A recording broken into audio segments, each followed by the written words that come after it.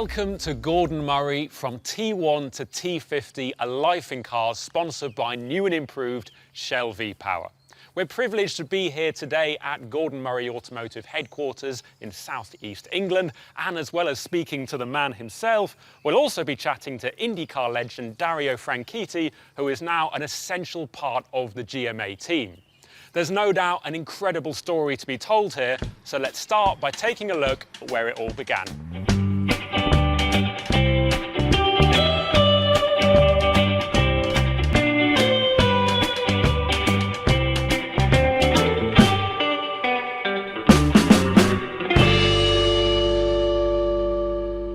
So this is where it all started. 1964, as a 17-year-old, I was desperate to go motor racing. From about 6 years old, I wanted to be a racing driver and nothing else. Of course, in those days, nothing to do with design. But I had no money, the usual story with youngsters back in the 60s. So I had to design and build my own car, and I built this over a period of 2 years, and then raced in 67 and 68. Wow. I mean, it looks incredible in this orange paint as well. But what was the main thing, rather than, as you said, rather than design, what was the main principle in making it fast, which obviously is a racing car, that's the most important thing? Well, growing up as a teenager, Colin Chapman was my hero, and I sort of follow in his footsteps, if you like, with making something very simple and very light and very sort of easy to drive. And this car was a good 80 kilos lighter than the other contemporary cars of its time in this class. So that was a contributing factor to me actually winning some races back then. When you started to build this, what skills did you have? Very little, actually. My dad was a motor mechanic, which of course helped me enormously. And he taught me how to gas weld. So I welded the frame, I made the steering wheel, I made the fuel tank. I made all the suspension, so I had to learn to weld to make the car in the first place. Beautiful welding here, Gordon. Yeah, this one's better than the original, I have to say.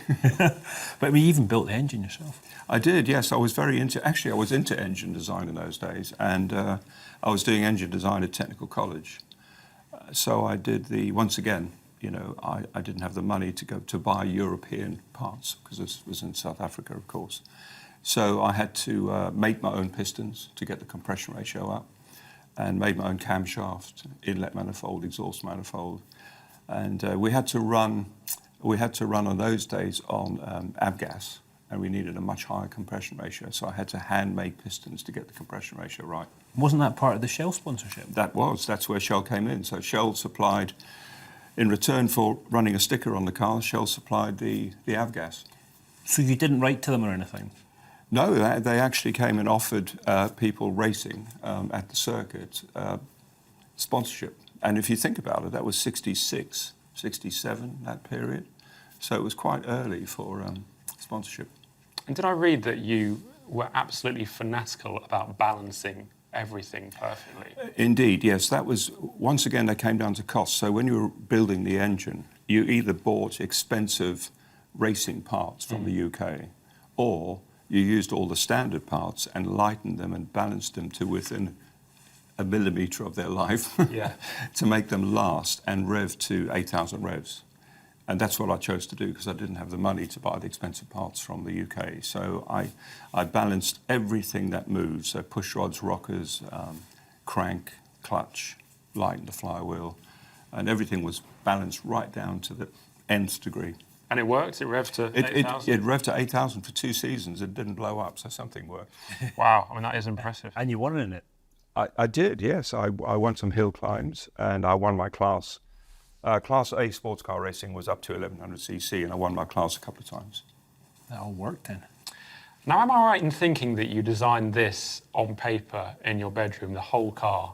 Indeed, yes. I mean, everything was drawing boards, of course, in those days, and I was using drawing boards at work, and I had a drawing board in my bedroom, and this was all drawn. In fact, we got the original drawings over here. Wow, look at that. So these two, the assembly and the chassis drawing, are actually the original drawings, not copies. They're actually the original drawings from the mid-60s of this motor car. And of course, as I said, everything was done on a drawing board in those days. And if we come over here, I'll show you. Just about everything in this room is originally from the sort of mid-60s. These are the actual trophies of the races I did manage to win. And the drawing instruments on the desk have drawn 5 World Championship Formula One cars and the McLaren F1. And that drawing machine there was my 18th birthday present from my parents. And that's pretty similar to a drawing machine that I still have in my office here. And in fact, all the cars we draw are on that sort of machine, including the T50. Including the T50, and I'm pleased you mentioned that because I think that is quite incredible that you still design on paper. That's something that's very different to other contemporary car designers. Yeah, of course, that's the concept of the car. Yeah. And then, of course, it gets chucked over the wall to everybody on CAD. Yeah, exactly, for them to do their bit. But we can see the T50 here. It's looking fantastic, as always. Talk us through a little bit about what makes this car so special, and in particular, how the kind of design ideas have gone from the T1 and into the T50. I think the principles, as we were talking about earlier around T1, the principles are exactly the same. I've always used the same principles. So beautiful engineering, simplicity, and lightweight, but all about the driving experience and the sort of feel. And as I said earlier, the fact that I used to drive my own cars, I think really helps, because when I'm drawing something, I can imagine what it's going to be like to drive, whether it's controls or suspension or feeling. So the same principles we used all those years ago are in T50. And tell us a little bit about what makes this really stand out now as a contemporary road car.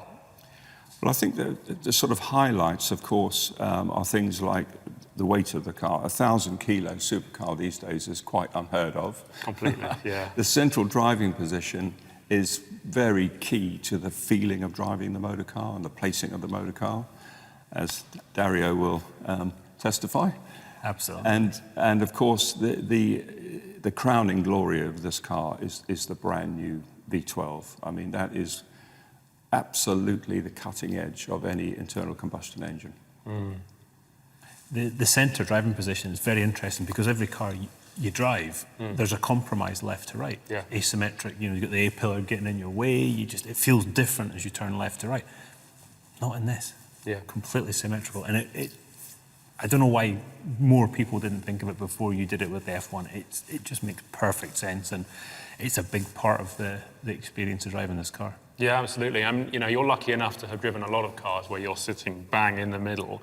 Do you feel like there are similarities between the cars that you've raced and between the T50 and that seating position and the advantages that you get naturally from it? Yeah, it does go back to feeling very much like driving an Indy car or an F1 car, any of that stuff, because it just feels completely normal, and there's just that lack of compromise. Yeah, it just makes, as I said, it makes perfect sense. Yeah, absolutely. And going back to the engine, because I mean the engine is astonishing, as you pointed out. But why? I mean, of all the engines that you could have done, why is it a 4-litre V12? I think, as I say, grew up on engines. I was an engine designer before I was a chassis designer.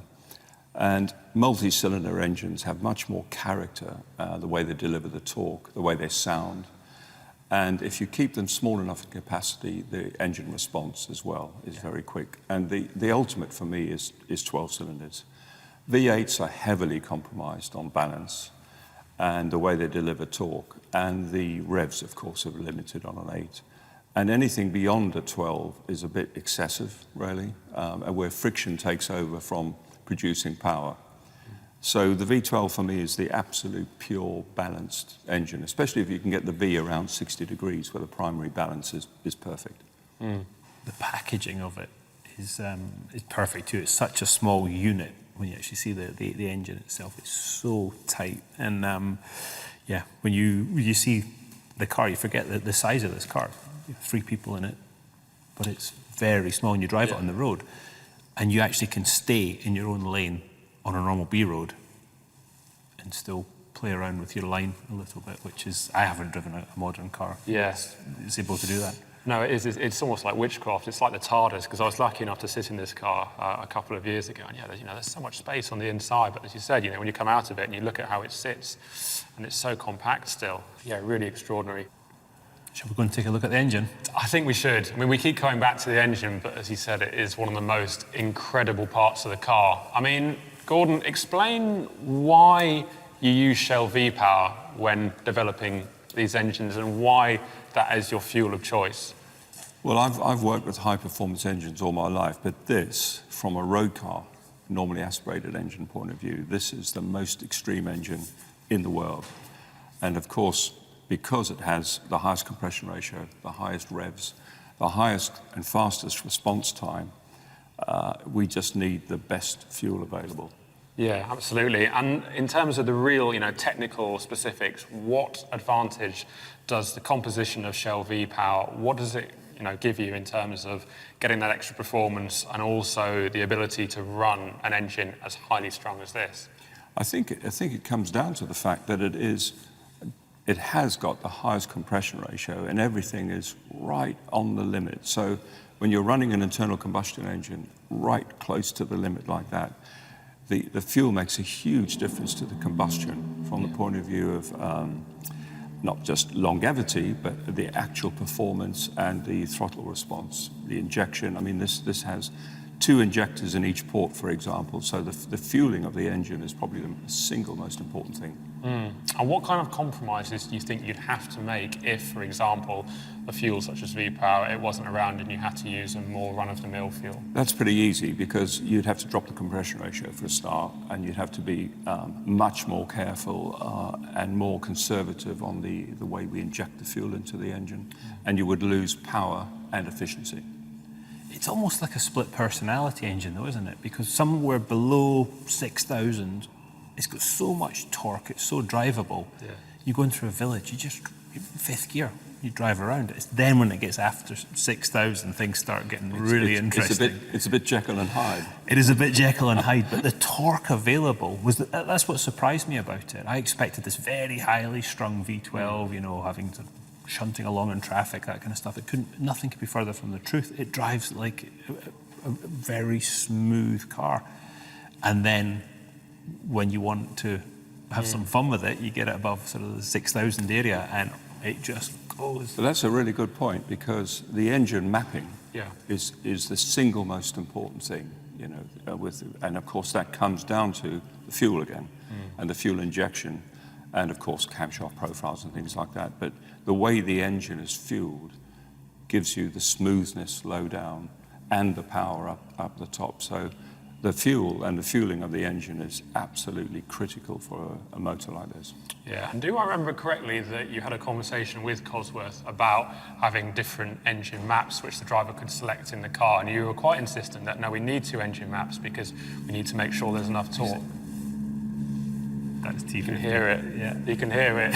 Even when it's just idling, it sounds incredible. But yeah, I was saying about how even when you're just driving it around normally, you need to have more torque, but actually it turned out that you only needed 1 engine map and what they'd already created was fine. Yeah, I have to admit I was completely wrong. You have to bear in mind, I grew up in the 60s where you had revs and power or torque. There was no compromise in those days. But the job that Cosworth have done on this motor, we actually don't need those two sort of drive modes, if you like. Yeah, no, absolutely. You've got to get in this car and you've got to experience this engine at some point. It is completely addictive. I know, I really do want to. I think one day. You've got to ask a man. Yeah, him, absolutely. Obviously, this is one of the greatest engines ever created, I'm sure, possibly one of, perhaps the best engine ever created. But for people that are driving their cars around that perhaps haven't got an engine as advanced as this, do you still use Shell V-Power in your cars that are more normal? I do actually. I use the local Shell garage near Shelford, near my office, but I drive high performance and classic cars a lot in summer. And I definitely use the V-Power for that, for those cars, because it suits. Those are very high compression ratios as well, even though they're older cars. And I use it all the time. Today's video is sponsored by new and improved Shell V-Power that now cleans up to 100% of critical engine parts with every fill and keeps your engine running like new. But what does that really mean? Well, I'm going to talk to one of Shell's fuel scientists to get an understanding of how a fuel can actually clean the likes of your inlet valves and fuel injectors, and how that will ultimately maximise your engine's performance.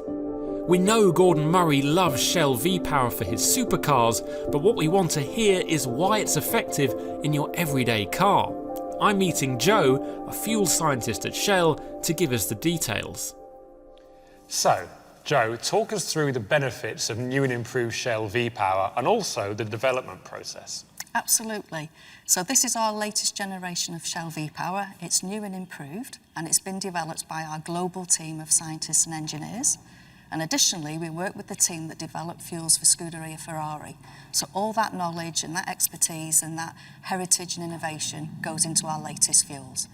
But for this generation of fuels, it's all about cleanliness and deposits that can form on critical parts of the engine. And depending on the engine technology, those critical engine parts do change. Okay, and what can Shell V-Power do to rejuvenate my engine and keep it in the best condition? Okay, so we'll start with gasoline or petrol engine technology and port fuel injection. So the critical part of the engine is the inlet valve. And we have those in this T50 engine here. Yeah.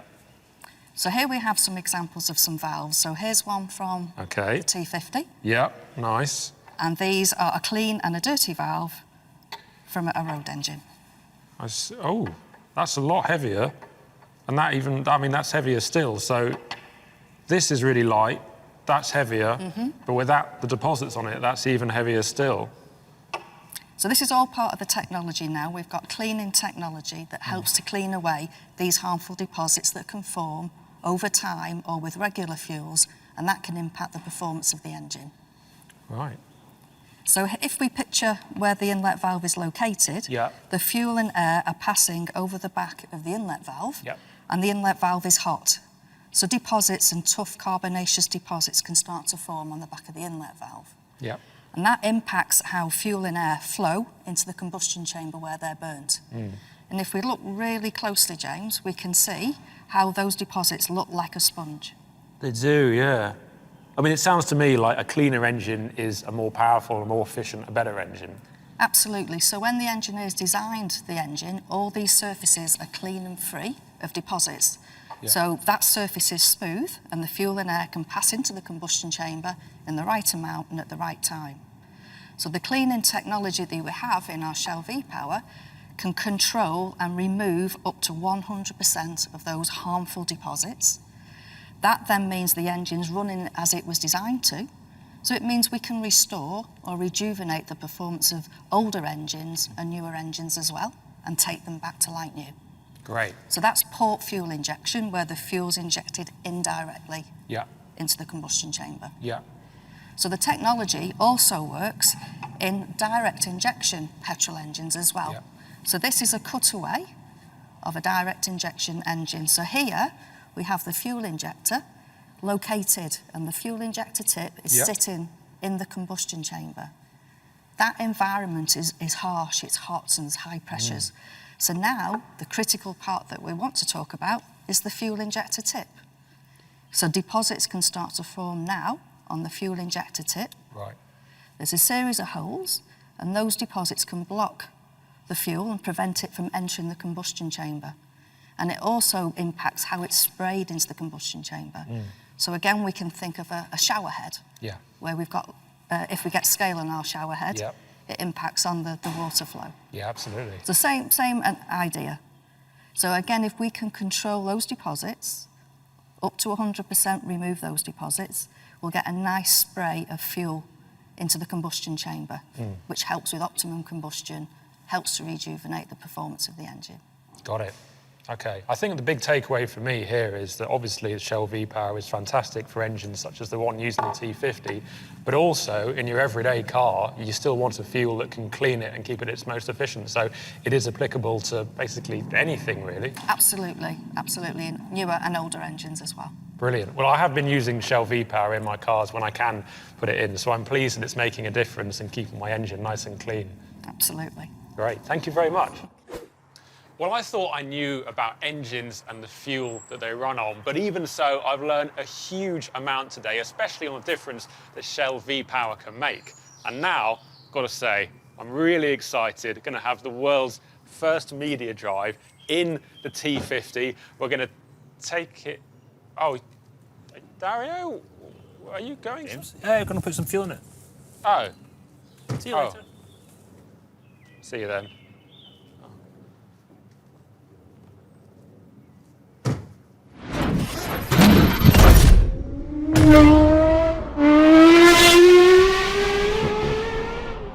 Gordon Murray's T50 is a realisation of a dream that started over 50 years ago. From idea to canvas to T1, F1 and finally T50, Shell has been there almost every step of the way. For outstanding performance and efficiency, it's the only fuel for the job. So just don't be surprised if next time you go to fill up, someone beats you to the pump.